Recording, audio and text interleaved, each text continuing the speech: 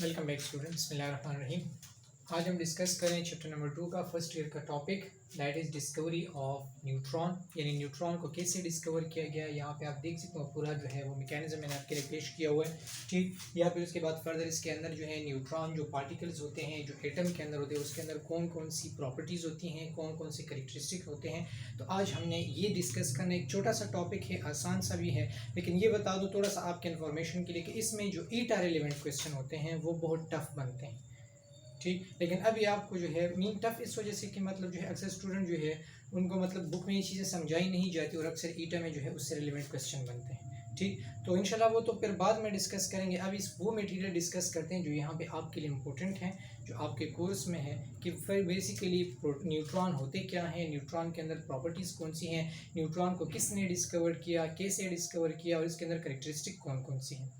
Start करते हैं। सबसे पहले डिस्कवरी ऑफ न्यूट्रॉन, तो ये याद रखें, इसमें जो एमसीक्यू बनेगा that neutron was discovered by the help of artificial radio activity, यानी रेडियो एक्टिविटी, ठीक। रेडियो एक्टिविटी क्या है? रेडियो एक्टिविटी का मतलब ये है कि अगर एक एटम है, let's suppose this an atom, इसका ये जो न्यूक्लियस है, ठीक, इससे यहाँ पे एमिशन ऑफ रेडिएशन होती है।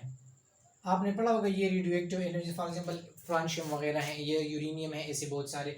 तो अगर बाय इटसेल्फ जो है इस न्यूक्लियस के अंदर डिके होता है, यानी टूटने का अमल हो रहा है, ठीक, यहाँ पे तोड़ फोड़ हो रहा है और इससे जो है यहाँ पे कुछ ऐसे रेडिएशन पैदा हो रहे, खतरनाक से रेडिएशन पैदा हो रहे, सो हम कहते हैं this process is called as radioactivity and the atom will become as radioactive element, radioactive element. तो याद रखें न्यूट्रॉन को भी इसी तरीके से डिस्कवर किया गया कि बेसिकली ये क्या है, ये रेडियो एक्टिविटी के थ्रू डिस्कवर किया जाता है। तो सबसे फर्स्ट जो यहाँ पे एमसीक्यू बनेगा that neutron was discovered by, so by the help of the correct option will be radio activity. और अगर जो है ऑप्शन आता है वहाँ पे टुवर्ड द प्रोटॉन या न्यू इलेक्ट्रॉन के हवाले से, तो वो डिस्चार्ज ट्यूब एक्सपेरिमेंट के थ्रू उसको डिस्कवर किया गया है। ये अपने साथ फर्स्ट इसका एमसीक्यू नोट करें।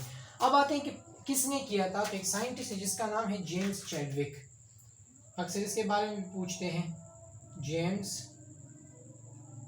चैडविक, ठीक। जेम्स चैडविक ने क्या किया था, न्यूट्रॉन को डिस्कवर किया था। कब डिस्कवर किया था? 1932 में। 1932 में इसने क्या किया था, डिस्कवर किया था। किसको? न्यूट्रॉन को। अब कैसे डिस्कवर्ड हुआ, ठीक, उसने क्या किया था, यहाँ पे एक एटम या जो है एक एलिमेंट लिया था एंड दैट वाज पोलोनियम, ठीक। पोलोनियम क्या था? पोलोनियम को जो है उसने यहाँ पे लिया था और उससे जो है एमिशन और उसके जो है एमिशन ऑफ रेडिएशन हो रहे थे and that were bombarded on the beryllium atom.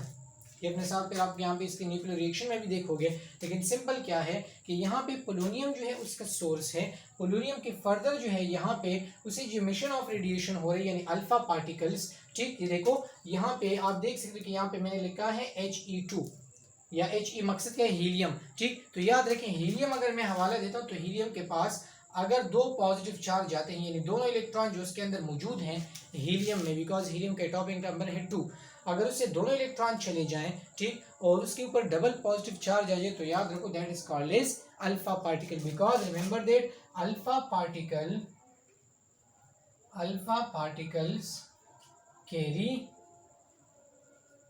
Double positive charge, carry double positive charge, तो ये कहलाते हैं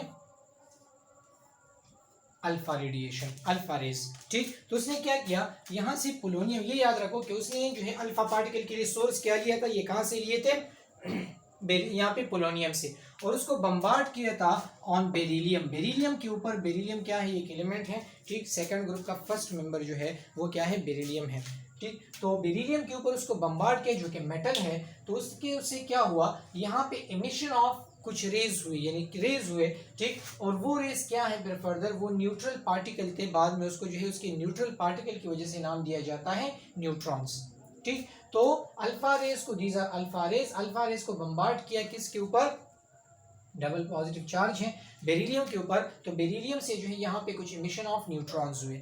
अब ये न्यूट्रॉन फर्दर क्या करते हैं, ये न्यूट्रॉन फर्दर जब आप इसको पैराफिन के ऊपर या किसी सेलुलोज के ऊपर या किसी कंपाउंड के ऊपर, एक सेचुरेटेड कंपाउंड, अगर आप इसके ऊपर बम्बार्ड करोगे तो रिजल्ट में क्या होगा, यहाँ से ये प्रोटॉन निकालता है।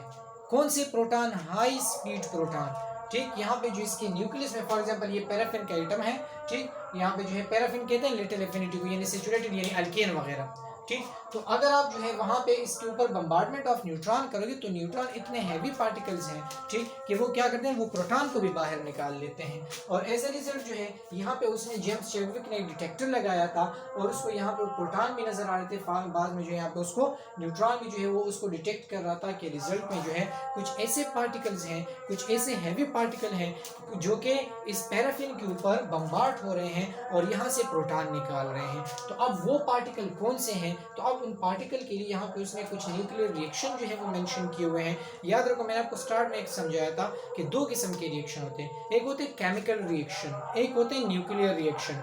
केमिकल रिएक्शन इलेक्ट्रॉन्स की वजह से होते हैं, केमिकल रिएक्शन इलेक्ट्रॉन्स की वजह से होते हैं, न्यूक्लियर रिएक्शन प्रोटॉन या न्यूट्रॉन की वजह यानी न्यूक्लियस की वजह से होंगे, they are called as nuclear reaction. और ये भी अपने साथ नोट करो कि केमिकल रिएक्शन में एनर्जी का डिफरेंस ज्यादा नहीं होगा, न्यूक्लियर रिएक्शन में एनर्जी का डिफरेंस बहुत ज्यादा आएगा, बहुत ज्यादा आएगा।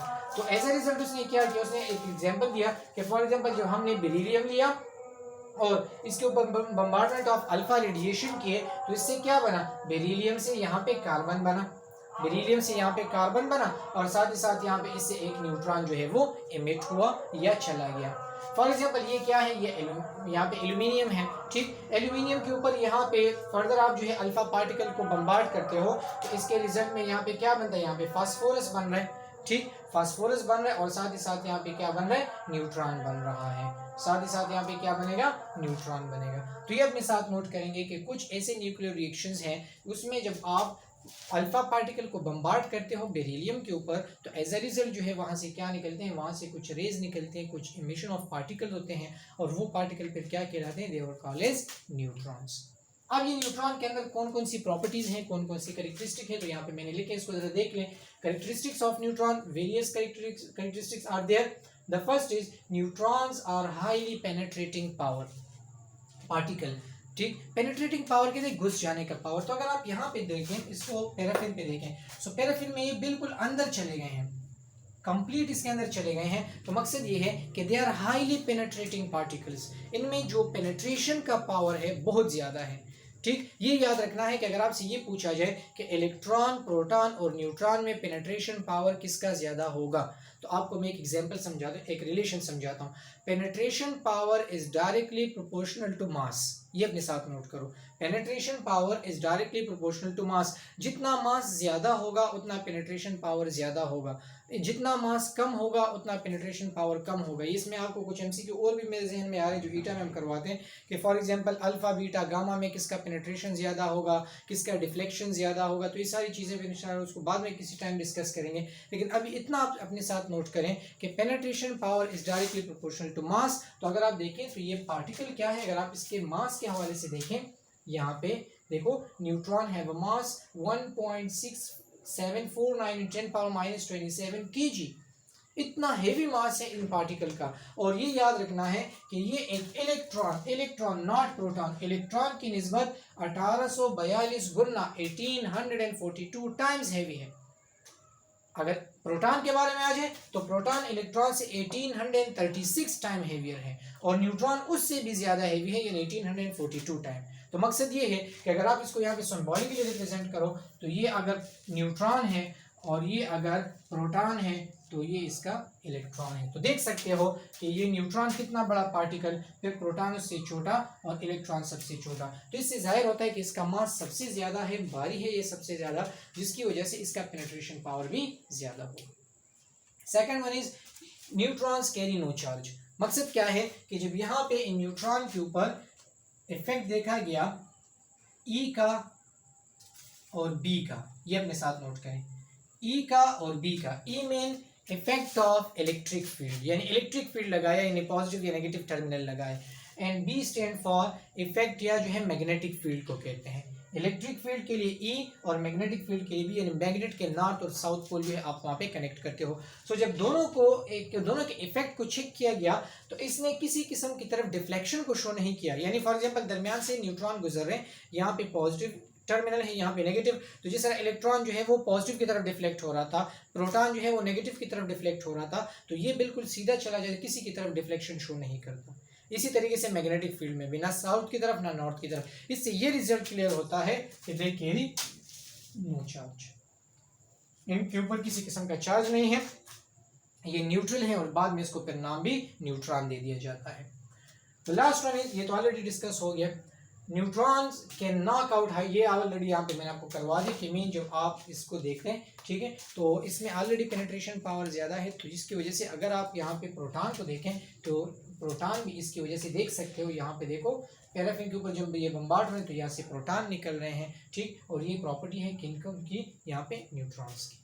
समझ में आ गई बात। एक छोटा सा टॉपिक था डिस्कवरी ऑफ न्यूट्रॉन किसे कहते हैं, इसका आप देखो ये प्रोसेस देखें किसने किया था, इसके लिए एक्सप्लेनेशन करें, ये डायग्राम बनाएं, इसके रिएक्शन मेंशन करें और इसकी कैरेक्टरिस्टिक लिखें, ये आपके लिए काफ़ी होगा। कोई भी क्वेश्चन हो, कोई भी सजेशन हो, फिर आप मुझसे रब्ता कर सकते हैं। Thank you very much.